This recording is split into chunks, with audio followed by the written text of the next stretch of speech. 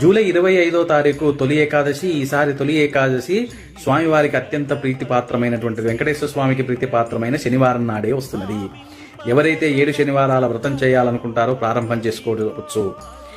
లేని వాళ్ళు వెంకటేశ్వర వజ్రకవచం 9 సార్లు చదువుకోండి, గోవిందనామాల పారాయణ చేయండి, విష్ణు సహస్రనామ పారాయణ చేయండి, సంపదల కోసం లక్ష్మీనారాయణ అష్టకం చేయండి. లక్ష్మీనారాయణ అష్టకం చేస్తే వివాహాలు అయితే వివాహంలో ఉన్నటువంటి దోషాలు కూడా పోతాయి. శుక్రగ్రహ దోషం తొలగిపోతుంది, ఏలినాటి శని దోషం తొలగిపోతుంది. ఈ విధంగా చేయండి. కాస్త తులసీ దళములతో స్వామివారిని అర్చన చేయండి, అద్భుతమైనటువంటి ఫలితాలుంటాయి. క్లీం కృష్ణాయ గోవిందాయ గోపీజన వల్లభాయ నమః మంత్రం చేసుకోండి 108 సార్లు. చక్కటి సంతానం కలుగుతారు. చాలా శక్తివంతమైనటువంటి రోజు అండి, వదిలిపెట్టుకోకూడదు.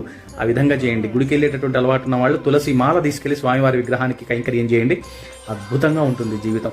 ఇంతేనా మన జీవితం అనుకున్న వాళ్ళకి కూడా మంచి గ్రోత్ అండి, చక్కటి గ్రోత్ వస్తుంది. చేయండి.